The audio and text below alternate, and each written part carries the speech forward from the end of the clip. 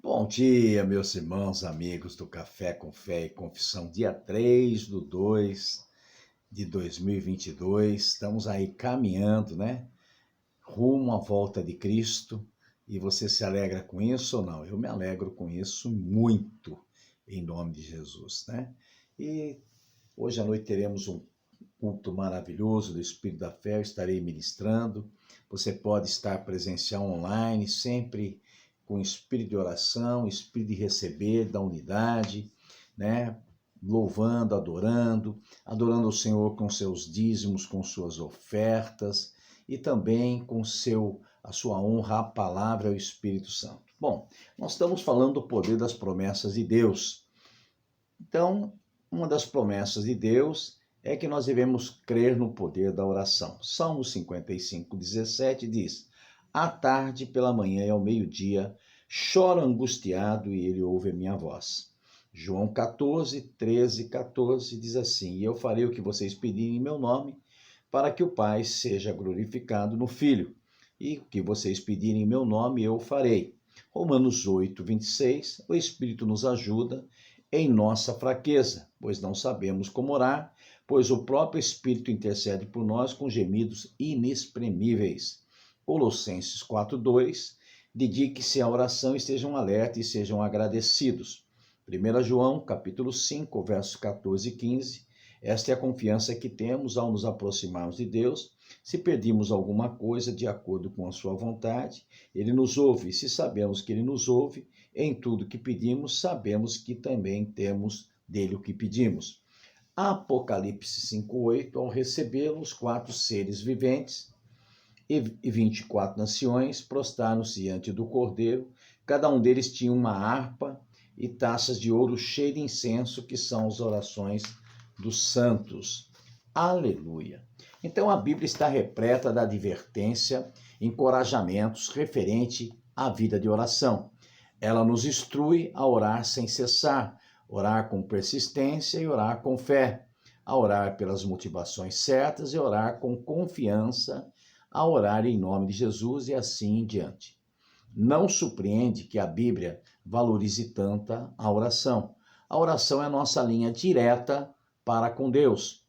É a dádiva do nosso Pai Celestial para nós, no nosso meio de comunicação com Ele. A oração ocupa o centro da vida cristã, quanto mais então deveríamos estar de joelhos, até prostrado com o nosso rosto no chão, diante do nosso grande Deus. A oração não é um ritual, é uma troca amorosa entre pai e filho, então por que não deveríamos estar orando? Especialmente se conhecemos o grande poder que nossas orações têm sobre as circunstâncias das nossas vidas. Sem falar força a nossa vida. Devemos nos perguntar se nos falta também oração. Se faltar força à nossa vida, devemos também perguntar se falta também oração. As nossas orações têm poder, porque o Deus do universo as ouve e responde a cada um dos nossos pedidos. Diariamente elevemos a nossa voz em ações de graças, louvor, adoração, petição e intercessão. Nossas orações alegram a Deus.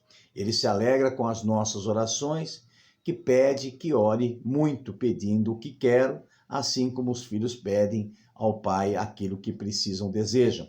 A oração está no centro da minha vida e eu vivo um espírito de oração. Aleluia, graças a Deus por isso, não é verdade? George Miller disse: eu vivo no espírito de oração, oro quando caminho, quando me deito, quando me levanto. As respostas sempre vêm. Milhares e milhares de vezes minhas orações têm sido respondidas. Quando tenho certeza de que determinada coisa é boa e serve para a glória de Deus, eu continuo orando por ela até a resposta. Aleluia! Você nunca deve desistir da vida de oração, não é verdade?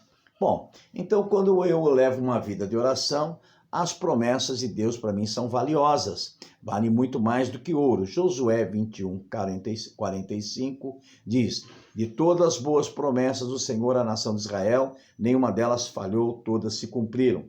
Salmos 19:140, A tua promessa foi plenamente comprovada e por isso o teu servo te ama. Salmos 145, 13. O Senhor é fiel em todas as suas promessas e é bondoso com tudo aquilo que faz. Romanos capítulo 4, verso 20 e 21.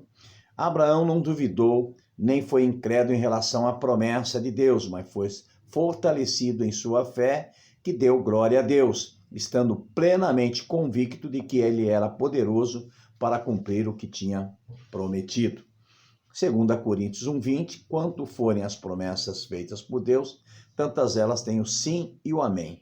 2 Pedro capítulo 1, verso 3, 4, seu divino poder nos deu todas as coisas que necessitamos para a vida e para a piedade, por meio do seu pleno conhecimento daquele que nos chamou para a sua própria glória e virtude. Dessa maneira, ele nos deu suas grandiosas promessas para que, por elas, nos tornássemos participantes da natureza divina e fugissem da corrupção que há no mundo por causa da cobiça. A promessa de Deus são para nós. Então, as promessas de Deus são para mim e para você, meu irmão. Nós nos alimentamos dela e Deus é fiel ao cumprir a sua promessa. Aqueles que não acreditam nas promessas de Deus não podem desfrutá-las, se não as estivermos vendo, operando em nossas vidas. Talvez não estejamos olhando com os olhos da fé. Deus nos dá promessa na palavra para que possamos nos tornar um cristão completamente amadurecido, compartilhando a sua natureza divina. E assim, escapando da corrupção do mundo, Deus nos dá a promessa que possamos aplicar em nossa vida, crendo nelas, dizendo, orando e vivendo-as. As promessas de Deus moldam o nosso ser e nos dão confiança para enfrentar as privações. Para nós, a promessa de Deus são mais preciosas do que ouro. Jamais uma promessa de Deus falhou em nossas vidas, nem jamais falhará. Elas são as nossas garantias para esta vida e a próxima. Charles Spurgeon disse: as promessas de Deus não foram dadas para serem jogadas fora como lixo. Ele queria que fossem usadas. As promessas de Deus não são dinheiro de um pão duro, mas foram feitas para serem gastas. Nada agrada a Deus mais do que ver suas promessas em circulação. Ele adorava ver seus filhos apresentarem-se a ele dizendo: Senhor, faz como disseste. Aleluia. Nosso banqueiro celestial adora reembolsar seus próprios vales. Jamais permita que uma promessa se enferruje. Desembainhe a espada e use com a violência da sua fé. Que coisa maravilhosa, na verdade, saber que a vida de oração nos leva a ter uma comunhão com o Deus da promessa. E eu creio, meu irmão, que as promessas de Deus são para nós. Nós estamos vivendo tempos de milagres, nós estamos vivendo tempos de um evangelho de poder e nós vamos ver muitos milagres. Devemos acreditar nas promessas de Deus, orar sem cessar, viver uma vida santa de oração, de comunhão com Deus, o Deus da promessa, o Deus do milagre. Aleluia, que coisa maravilhosa, né? Saber que a Bíblia está recheada de promessa e que você pode ser aquele que vive pela palavra de Deus, cheio da promessa de Deus. Aleluia. Eu fico empolgado, sabe? Esse ano é o ano de milagre, é o ano de 1.200 vezes mais. Eu tenho uma convicção muito grande que esse ano é o ano de milagre. E você verá a glória de Deus, você vai usufruir das promessas, dos milagres de Deus. Creia em milagre, meu irmão, creia no sobrenatural, desfrute das promessas, viva com alegria, esperançoso. A sua fé, ela motiva a promessa de Deus te alcançar, trazendo milagres para você. Você está vivendo o melhor tempo da sua vida. Você está vivendo o melhor tempo da igreja. É o tempo dos milagres, aonde as promessas de Deus se cumprirão. Bom dia, pastor Beto Fernandes, que te ama e que está falando com alguém aí que está recebendo milagre, porque a promessa de Deus não voltará vazia para ele. Em nome de Jesus, amém.